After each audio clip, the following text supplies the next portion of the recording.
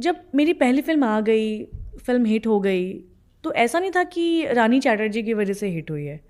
Credit hero को गया, credit director को गया, म्यूज़िक डायरेक्टर को गया। तो मैं तो गिनती में थी ही नहीं कि नेक्स्ट फिल्म में रानी के लिए सोचना है, ऐसा था ही नहीं। उनकी फिल्में शुरू भी हुई, मनोज तिवारी जी की, रवि किशन जी की भी फिल्में शुरू हुई उस टाइम पे। तो मैं कहीं पर भी नहीं थी। हर फिल्मों से मैं मुझे लगता है कि थी ही नहीं तो हटाने का सवाल ही नहीं उठता इनिशियल टाइम पे।